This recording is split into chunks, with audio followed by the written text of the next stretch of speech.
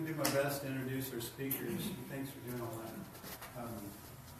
Dr. Amanda McKinney is now as a professor, in Yeah, I'm a professor. It's a long story. I went down. I'll let you. She's at Doane College and also is featured in the film Eating You Alive as one of the doctors in that documentary. We wanted to give some of those away and they didn't come in. The documentary Eating You Alive is something you'll never forget once you watch it. She's featured in that, and we're just really blessed to have her here. And so, we'll introduce Dusty and Aaron later. They're a YouTube sensation if you haven't checked them out. We're not really. Really.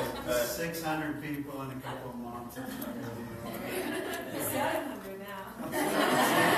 I subscribe to your YouTube channel. Wow. Yeah. It's awesome. Yes, it's very good. So we're just happy to have them all here. And, yeah. Dr. McKinney, go. Okay. So, as Carl said, my name is Amanda McKinney. I'm a physician. I grew up in Odell, in Nebraska.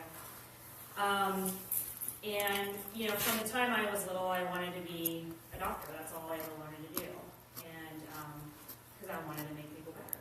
And so I did an undergraduate studies at Doane, and I went to the University of Nebraska Medical Center, and then I did my residency. And I trained in OBGYN, and also in urogynecology. And then I started my practice back in Beatrice. And I practiced there for about 10 years. But about 6 years ago or so, my mother said, "You need to read this book." Well, actually, I'll back up. They came to my house for dinner, and I had, in my crock pot, I had some spare ribs, in the crock pot. And my mom said, "No, I'm not having any of those. I'll have your other stuff for me." And I thought, well, she's been doing this meatless Monday thing, whatever, it's fine. And then my dad said, "Well, I'm not having any either." And I about fell off my chair. Okay? Because he was always of the opinion that if there wasn't meat on the plate, then it really wasn't a meal, right? So he grew up in western Nebraska and the whole thing. So I said, "Well, what are you guys doing?" And so, well, we read this book. I read this book to your dad, and we're just going to try not to eat meat for a while. So she said, "You really need to read this book." I'm like, "Okay, Mom." I'm a doctor now. And I have two brothers that are both physicians as well. And so she gave each of us a copy of the book, and I, being the old best child, I'm the only one that actually read it, okay? But it was the China study. And for those of you that, I don't know if it's back on the table or not, but it was written by a guy named T. Colin Campbell, who's at Cornell University. And and Dr. Campbell's in the Forks Over Knives documentary. And I had several reactions when I read it.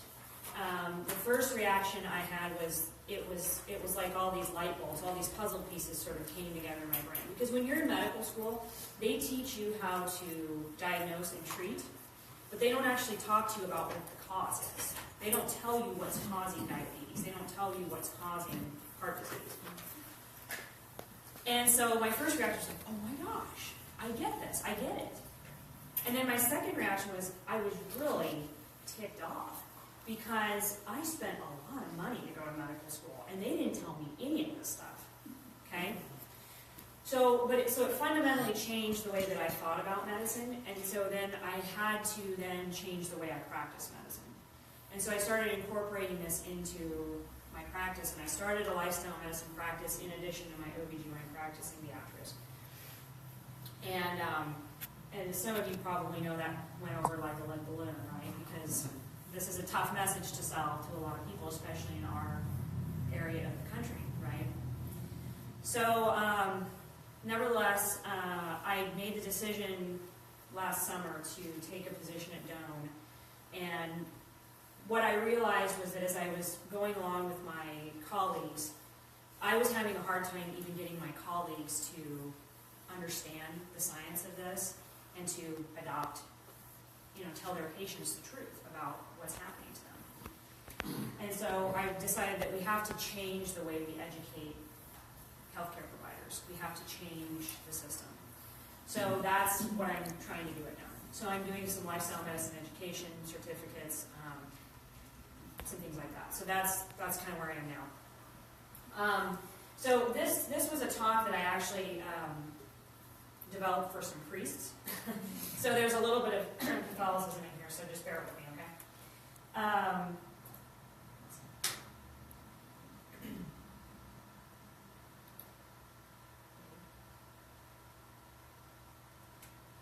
It's thanking.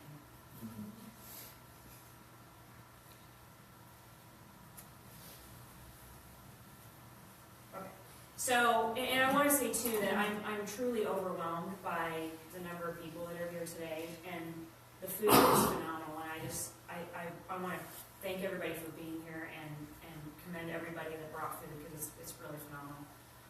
Healthy food can be tasty, right?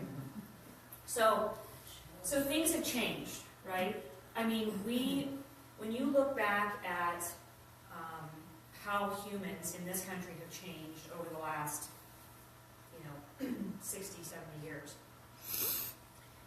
We are now, on average, 30 pounds heavier and about an inch or an inch and a half taller than we were 100 years ago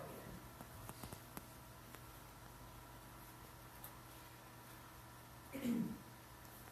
And we've seen that the numbers of obese and overweight people have truly skyrocketed. So this is 1960, it was about 10%. And it's projected that by 2030, it'll be half. And there was so 30% of all of our kids are either overweight or obese, and 70% of our adults are overweight or obese in this country. And we are officially number one on the planet, okay, in terms of obesity. And the reason that this is a problem, okay, and we talk about the O word, right? Obesity. No one likes that word, and it's a very personal word. People take that word very personally. We hear words like fat shaming and those kinds of things, and that's not what this is about. Because the problem with obesity is that it's paralleling, the rise in obesity is paralleling the rise in diabetes. Okay, so if you look at this curve looks very much like the last curve that we just saw, right?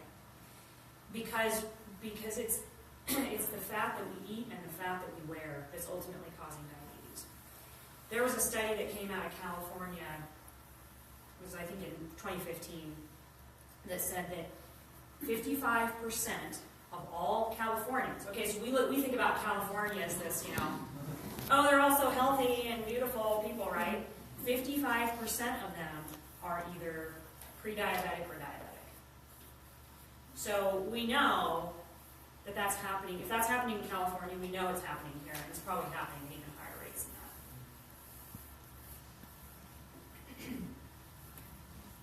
that. Okay. We're also seeing autism. So this curve looks very much like the last two curves we saw, right? We now know that, you can't see these numbers very well, but in 2006 it was 1 in 141, I think.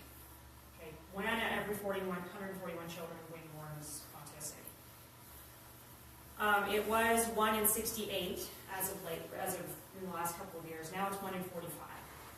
So if this rate of rise continues, it will be half of all children by 2050. Okay? What are we going to do with that? Right? How are we going to care for those kids? How are we going to care for those folks? Financially. That's going to break us. This is a direct result of our pregnant population being unhealthy. Obesity, diabetes, high blood pressure, all those things during pregnancy cause inflammation in the amniotic fluid, and that permanently alters the brain. And it's increasing our rates of autism. Okay? We know this is happening.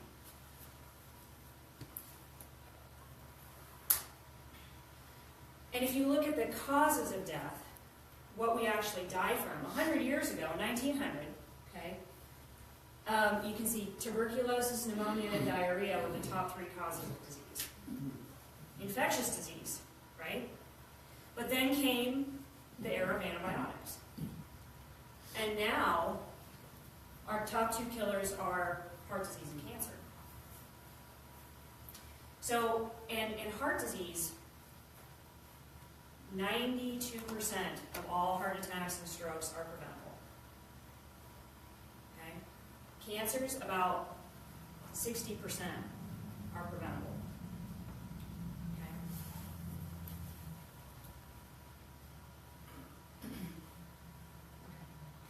Okay? And what we know is that today, more than 95% of all of our chronic diseases are being caused by what we are eating. Okay? It's our diet.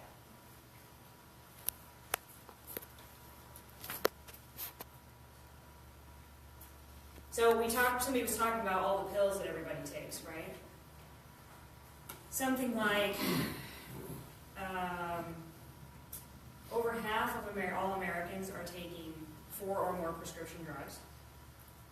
And of that, over half of all Americans are taking prescription drugs, and of those people, 40% of them are taking 4 or more. Okay? And the problem is that, if you think about, anybody have a pet? Okay. How many pills does your pet take? None. Why not?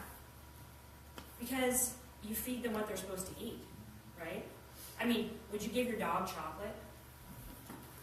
No. Why not? It makes them sick, right? So every animal has a diet that's appropriate for their body, and humans are no different. Okay? You have a horse. Anybody have a horse? Would you feed your horse, donuts? No. Okay? Because it's like, oh, that's not appropriate, but I'm going to give it to my kid. Why? That doesn't make any sense. But what we know is that when diet is wrong, medicine is of no use. You can take pills all day long, and we know diabetes medications don't do anything to prevent the complications of diabetes. Because diabetes in and of itself, okay, fine, you have diabetes. People don't die from diabetes. They die from heart disease, and they die from cancer. Okay? They die from the same things that the rest of us die from. And they take medications to lower their blood sugars. But lowering those blood sugars with medicines doesn't do anything to prevent the death from heart disease and cancer. As a matter of fact, the diabetes medications make it more likely that you're going to die from a heart attack. So you're still going to die from your diabetes, but you're going to die with better looking numbers. Right? Well, I got my A1C down to 7.5. Doesn't matter. You're still going to have a heart attack. Okay? But when diet is correct, medicine is of no need. How many people here have said, I changed my diet and I've gotten off? Carl, how many medicines did you stop taking? 5. Doesn't need them because he took away the cause of the disease. So what are we eating in this country? What's the problem? Okay, 63% of all the food, all of the calories we consume, okay, 63% of those calories come from processed food. White flour, white sugar, oil, donuts. Okay? Pop. Yeah. Pop. 25% of what we eat is coming from animal food. Okay? And 12% is coming from whole plant food, plant foods. Now, half of that, 12, is coming from things like nuts and candy bars and apples and pies. So, that's pitiful. Okay? That's what it is. So what should we be eating? Oops. Oh, yeah, okay. What should we be eating? Well, this is really what it should look like. 90% of our calories should be coming from whole plant foods. Okay? And when I say a little bit of dark chocolate, so just a little bit, and there's a little bit of wine. Okay? Just a little. Okay. This was for the priests, okay? But 90% of our calories should be coming from whole plant food. foods. So I'm talking about fruits, vegetables, beans, whole grains, okay? And some nuts and seeds. You can fill in, the other 10%. Now for me, this is too hard, okay? Who knows what percent of your calories is coming from animal foods right now, today? You know what percent of your calories is coming from animal food? Probably like 25%. Okay. What percent of your calories is coming from processed food? Yeah.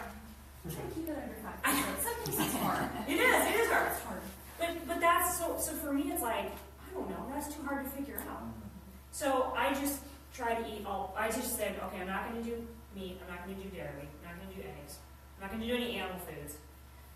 And then if I want to have a little piece of chocolate, then I know I'm okay, right? I'm not perfect at this, but I do my best to stick to the big picture, okay? And depending on where you're starting from, okay, this is the continuum of healthy eating, okay? So over here is the worst, and that's, meat, dairy, eggs, salt, sugar, oil, fat, grease, processed foods, corn syrup, alcohol, and caffeine, okay? The best is fruits, vegetables, beans, whole grains, and water. So, as you move from here to here, okay, your health benefits increase. So, if you're way over here, but you're really not doing too bad, maybe you only need to come here, okay, to get your health back. But you may have to come all the way over here. If you're really sick, you may have to come all the way over here.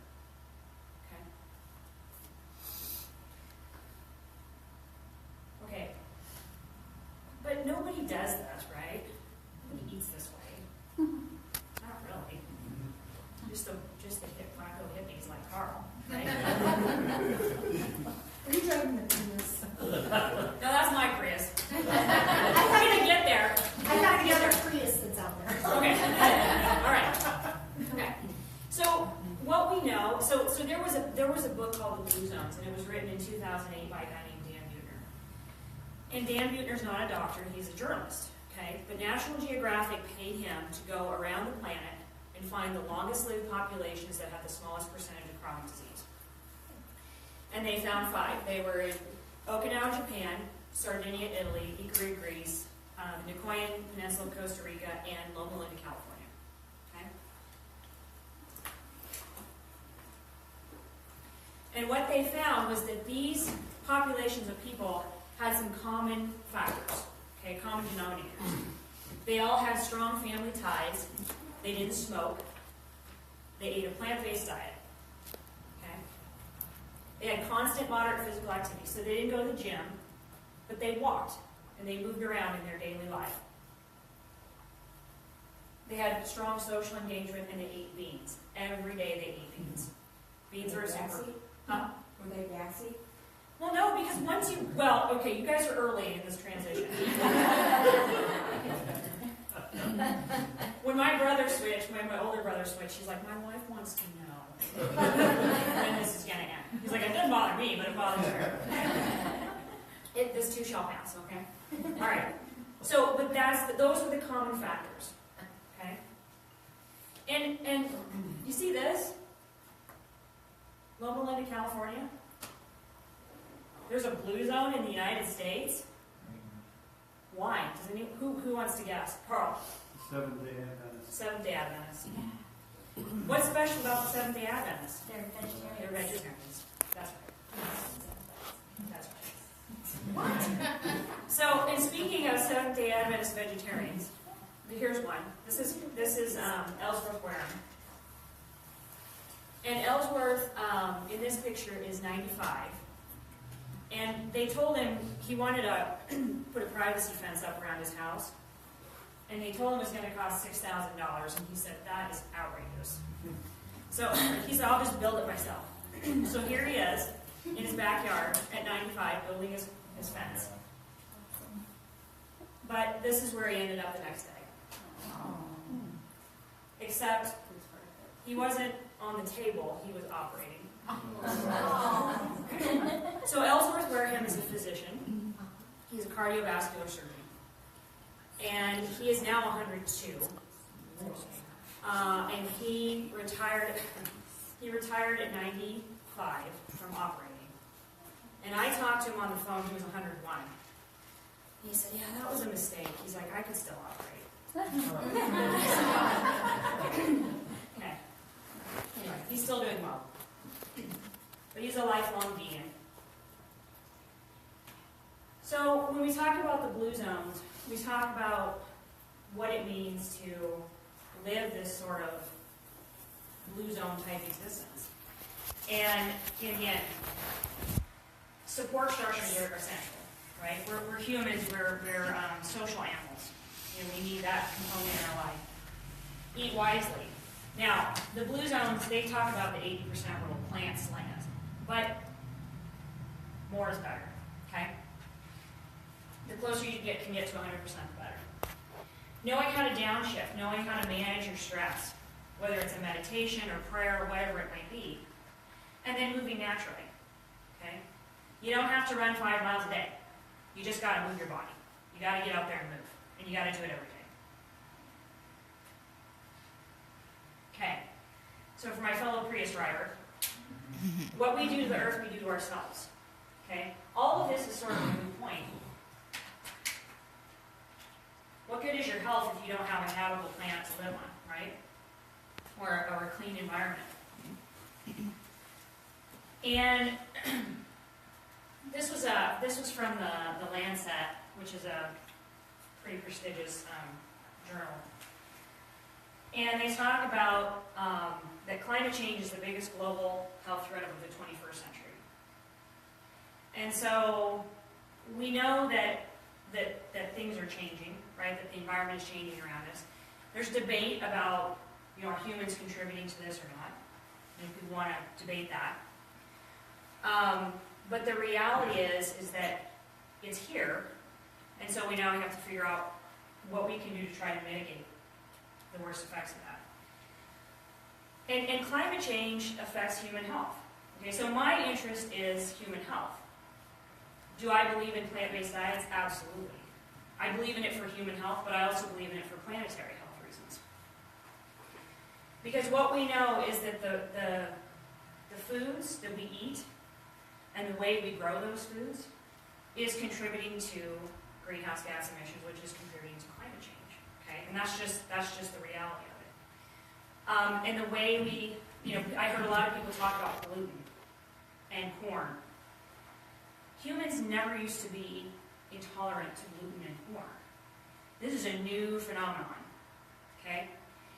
And there's some actual data now that they're looking at to determine if it's actually the gluten and the corn that's really the problem, or if it's the genetically modified version of the gluten and corn that's the problem, or if it's actually the pesticides that we put on the fields that actually is causing the gastrointestinal issues associated with those consumption of those foods. Okay? So this guy, this is why I was for the priest, okay? So if you guys don't know him, and I'm not Catholic, I'm not even particularly religious, but I'm a fan of this guy, okay? But he put out a climate encyclical, and he talked about the fact that there's a very solid scientific consensus that indicates that we're presently witnessing a disturbing warming of the climatic system. And a number of scientific studies indicate that global warming in recent decades is due to the greatest concentration of greenhouse gases, carbon dioxide, methane, nitrogen oxides, and others, released mainly as a result of human activity. And our agricultural system and animal and livestock agriculture is contributing about 18% of the greenhouse gas emissions, which is more than all forms of transportation combined. Okay, so it's not a little thing. I saw a Facebook post the other day that vegans are saving the world, so I shared that one. Yeah, we're saving the world. But when you look at the energy cost, okay, of plant foods, okay, it's about 0.4 pounds of CO2 equivalent per ton. But animal food products are 25 times more than that. It's 10 pounds of CO2 equivalents. So just in terms of energy cost and CO2 emissions, eating plants is helping you, it's helping your health in terms of improving your environment around you. And water. Water's a big issue for us in the Midwest, right? We get really concerned about our water. This is what beef takes per, it says per pound, okay? Versus, not pound, per ton, versus other plant-based products. Lots of water usage. And even just space. You know, my dad always likes to talk about that when he was born in 1945, there were 2 billion people on the planet. Well, now there's 7. Okay? And when we grow feed, okay, when we grow corn and soybeans, and then we feed it to animals, we're diverting that food away from another 1 billion or 2 billion people that live on the edge of starvation. Okay? And it's projected that we're going to, and we had 60 billion, in 2012 there were 60 billion land animals. That's a lot of animals, producing a lot of methane, eating a lot of food. Versus 2050, the projection is that there'll be 9 billion people and 100 billion land animals. There's not physically enough resources on this planet to maintain that. It's not possible. Okay, so something's got to give. Okay, the cow in the room. So it seems that very few people are aware of the livestock sector as the second largest contributor to equivalent greenhouse gas emissions, which so it's second only to energy production, and one of the largest users of fresh water. Reductions in red meat consumption could have both important positive health and environmental impacts. And the UN, the United Nations put this statement out. A global shift towards a vegan diet is vital to save the world from hunger, fuel poverty, and the worst impacts of climate change. So, and if you look at what we, this is resource use. So, the white part is resource use, the black part is ecosystem quality, and at the bottom is human health. Okay, so this is a standard American diet.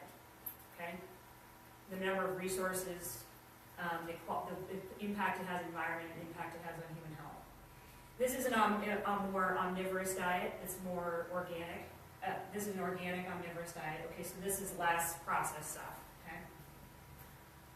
This is a standard vegetarian diet. This is an organic vegetarian diet. This is a standard vegan diet, and then this is an organic vegan diet. So you can see how many fewer resources we use, the more animal products and processed food we take out, and move towards organic type foods. Okay, so y'all got real quiet, because this is where we get at this point. Okay. But then this guy, right? Look how happy he is. He says, "Yet all is not lost. Human beings, while capable of the worst, are also capable of rising above themselves, choosing again what is good, and making a new start." So, amen, right? Okay. So, I don't want to. I'm gonna stop here. Aaron and Dusty, I know want to talk to you too, but I can take questions now, or we can talk later, whatever you want to do. Want me to take questions now, Carl, or what do you want me to do? Why don't you take questions and then, but feel free, kind of ask And then we'll eat questions again. to get. Yeah. Explain all of it. Okay.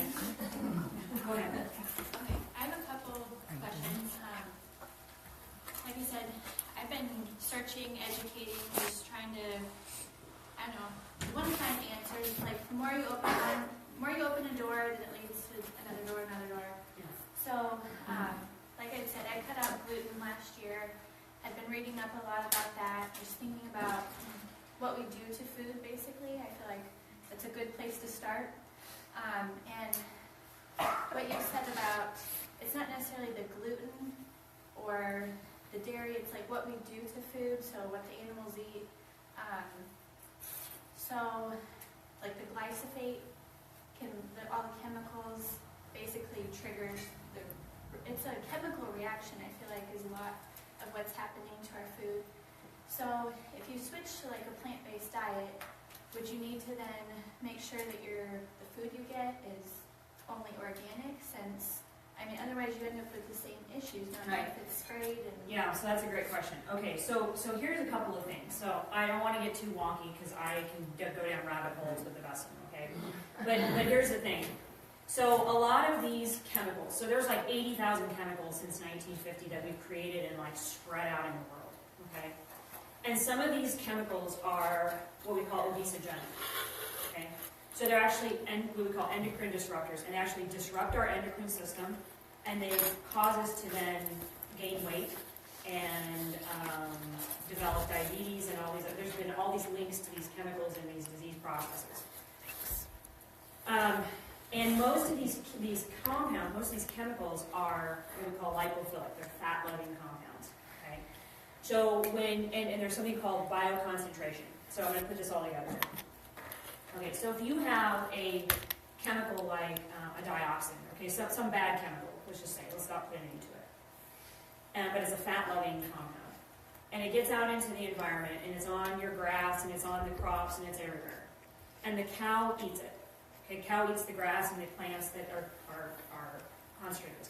They're eating a huge amount of that stuff, okay?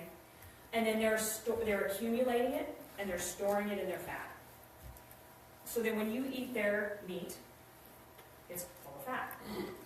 So you're getting a concentrated dose of those chemicals. When you drink their milk, you are getting a concentrated dose of those chemicals, okay? So it's contributing to obesity, it's contributing to diabetes, it's contributing to heart disease. But even if you just ate organic meat and dairy, which is a complete misnomer because these chemicals are so persistent in the environment that if they're eating grass out in the open, they're still being exposed. Okay? But even if you took a time machine back 100 years before we had any of these chemicals, you might not have the obesity problem, but you still had all the heart disease problems, because it's ultimately the fat, the saturated fat and the cholesterol in the food that's causing the heart disease and a lot of the cancers. But the chemicals are now up in the game with the obesity problem and the diabetes and all of that. So, when you eat plants, even if they're not organic plants, the dose that you would get from these chemicals is far lower. Is it ideal? No, but it's far better. Okay. So the question is, do you have to have? So I would say, is organic meat and dairy better than regular meat and dairy? No. I mean, it's all bad. Okay. Is an organic plant better than an inorganic, non-organic plant? Yes. But what if you can't get that, or it's too expensive? Then forget it, because it's ultimately a far lesser problem. Does that make sense? Mm-hmm. Yeah. Okay. I wanted to ask, are you familiar with Dr. Mark Hyman? Yes. What do you think if his fat get thin? As long as they're healthy fats, or if it's... Right. What are your thoughts? Okay. So there are fats that are good for us, and those are like the monounsaturated fats and the polyunsaturated fats, and that's where those omega-3s come in. Okay, they're in those unsaturated fats. And you said to your mom, why did you eat the fish for the omega-3s? Well, where are the fish getting it? The fish are getting it from the algae. Okay, so take an algae supplement if you need to. There's those omega-3s are in plants too. They're in flax and chia and all those kind of things. Walnuts. Yeah, I eat chia seed every day. When eaten in the whole food form, so nuts, avocados, those fats are fine. And I don't put restrictions on people about, well, you have to have this percentage of fat or this percentage. The thing that you want to avoid is the oil. Okay, because when you take out the fiber and all the other nutrients from the plant, you just extract the oil. You're missing all those other pieces. Okay, so we don't need oil in our diet. period. So even EVOs. Correct, no. We don't need any of that stuff. And as a matter of fact, it's harmful, okay? Dr. Hyman also recommends eating lamb fat or something. But the fact of the matter is that saturated fat causes heart disease and it causes cancer. So any saturated fat, even if it's palm oil, so that's the thing you gotta be careful about too. You know, it's a plant. Well, it's a palm tree. It's okay. Well, no, there's a huge amount of saturated fat in it, and it's a problem. It raises your cholesterol. The same is said for coconut oil. Okay, coconut oil is not a health food. Okay, it has a large amount of saturated fat. It will cause your cholesterol to go up. So I don't recommend people eat that. So eating fat to get. I actually had a colleague, a coworker, and sort of has become my pseudo patient, who was talking about this. Her doctor is a kind of a Mark Hyman paleo type, eat fat, get thin. She's like, she came to the Eating You Alive documentary. She's like, well, I decided to cut the oil out and quit eating meat. And she's like, she's like, I feel better than I have. My joint pain's better, and I lost 10 pounds, and I feel great. But she said, because her cholesterol, she was eating this diet, to eat fat to get thin, and her cholesterol was just off the chart. I mean, her LDL cholesterol was like 197. I mean, that is scary high. I'm like, you gotta get this down. She said, well, my doctor said if I just do this, I'm like, so she's getting better now. She's changed her diet. She's getting better, but yeah, I don't mean any disrespect to Dr. Hyman, but I don't. The data does not support eating fat to get thin. I mean, I just keep seeing it because I follow him on Facebook, so I see what he puts out there all the time. Yeah. Well, and the thing is that if you, so we talk about the macronutrients. Everyone else to talk about fat and carbs and protein. Okay, and I don't like to get lost in that stuff, but a gram of carbohydrate is 4 calories. Okay, and a gram of protein is 4 calories, but a gram of fat is 9 calories. So how are you going to consume, if you're eating all these fat calories, right, or if you're eating more fat, more grams of fat, then it's very highly calorie dense. And so it's going to promote weight gain. So it's kind of a two-part thing. When you said that, medicine, they don't tell you about the causes. My best friend, she has ulcerative colitis. And it is hell on her whole life. And it's heartbreaking. And so her doctor basically just told her, take these steroids, you'll be fine. Take these steroids, you'll be fine. And she said, I'm not doing this. So she got this really expensive blood test done to see what she's allergic to that's actually aggravating her intestines. And she found that she's allergic to meat and corn and nightshades and all of these other things, and she cut them out, and she's in remission. Yeah. And she's been in remission for a year. And she was just plagued with this terrible ulcerative colitis for so long, and they wouldn't tell her anything, and it was going to kill her. Yeah. And they wouldn't tell her, hey, how about just like cutting out soy and dairy? Let's see how that goes for you. Right. And she's so much healthier because she actually read into what these foods are doing to her body. Mm-hmm. And she's a doula, so when I was pregnant, I started getting high blood pressure, and she told me, cut out some of this stuff, it'll help. And it did for a little while, and then I really like bacon. I still got preeclampsia anyway, but yeah. So it's just interesting how, yeah. they just don't talk to you about stuff like that. And it's because, there was an article that came out the other day. The medical education has not changed since 1912. Okay? I mean, in terms of our approach to medical education. It's very highly focused on pills and surgeries. I mean, Reactive, not proactive. it is reactive, and even though it's reactive, I mean, if somebody walks in your door with ulcerative colitis, our healthcare providers have not been given the information that ulcerative colitis is caused by food. They haven't. That information has not been given to them.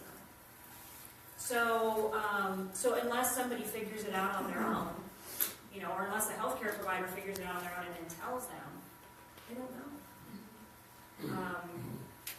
And so that's that's my focus, is to fix that problem. Yeah. Did you have a question? So what's your take on vitamin B12 and Yeah. So there's how to only, supplement that? yeah, so there's only a few, so B12 is actually not quite a vitamin, but we call it vitamin B12, so we'll just go with that. But Okay. what it is it's produced by bacteria, and the bacteria are in our colon. Like, we make our own B12, but it's way down in the lower digestive tract, and so we can't absorb it. Okay, it's in the colon. So people say, well, you get B12 then when you eat meat. Yeah, because it's covered in poop, quite frankly. So it's contaminated with poop, and so you get B12 from your meat that you're eating, okay? Or, before we had good hand hygiene, you would get it from going to the bathroom or changing diapers. It's in bacteria in the soil, so if you don't wash your vegetables off very well, you get a little B12 there. And so, because you don't need a whole lot of it, but you do need some. And in our sort of ultra sanitized world, if you're going to eat all plants and not have any even, a lot of the almond milks and those kind of things are fortified with B12, so you probably are still getting enough, but it doesn't hurt to take a little extra. And it really takes about 3 to 5 years for you to completely deplete your stores of B12. So taking a B12 tablet once a week is probably worth doing. And actually, it's recommended for every adult in this country over the age of 65, because as we get older, we are less able to absorb it in the stomach. And so doing like a sublingual or like a chewable tablet of B12 is the best thing to do. And really, probably everybody should do that. The other thing is that there's always this big debate about omega-3s and should you eat them and do you need to take a supplement and that. Omega-3s have no, taking an omega-3 supplement, there is no benefit to doing that in terms of cardiovascular health, but there is some good data to show that people who are over 55 or so, if you take an algae-based omega-3, 250 milligrams a day, it does prevent brain mass loss and cognitive decline. So that would be something else that I would encourage you to do. Omega-3 and Yeah, algae-based. Algae, like an algae oil capsule, like 250 milligrams a day. Dr. Furman sells them. Yeah, he does. Nordic Naturals, there's, there are, well, so there are 3 different omega-3s. So there's something called ALA, and then there's DHA and EPA. So ALA is a short chain fatty acid, so it's short, and the EPA and DHA are long.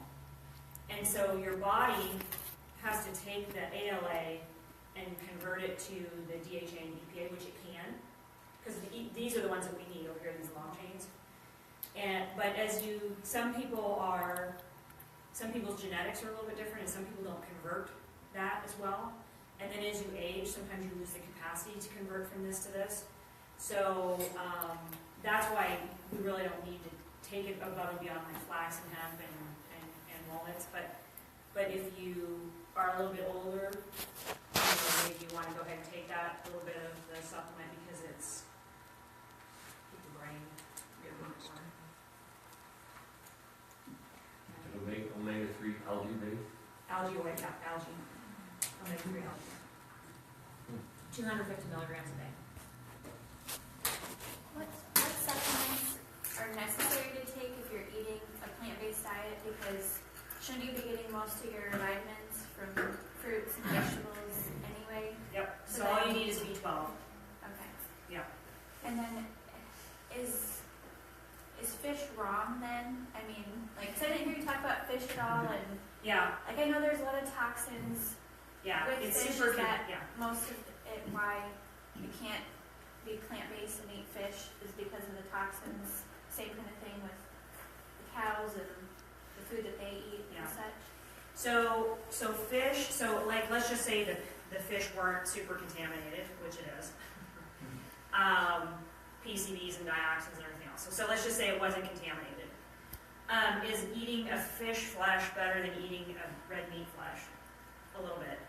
But it's because it does have some more omega-3s because because it's living free in the ocean. If it's a free living creature, okay? If it's a farm thing, then no. Right.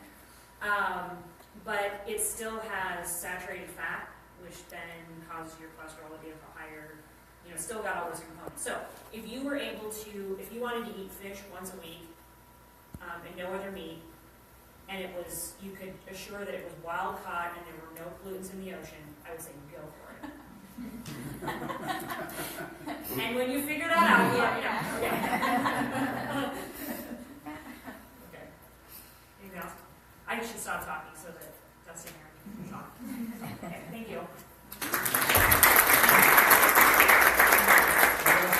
If you want to grab a piece of fruit or something, that'll give us time to get ready.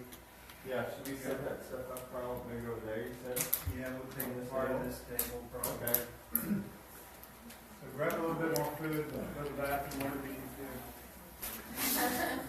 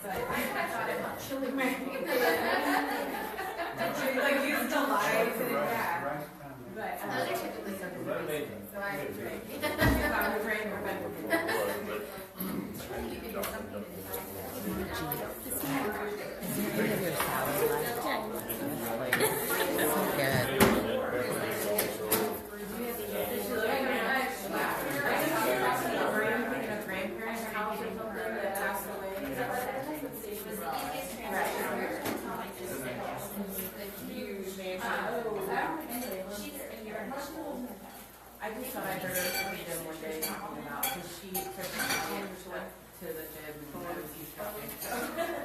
And so that's kind of like well, she should have some practice from her younger days. there's that story on Yeah, I see down the belt. and it's all about Okay.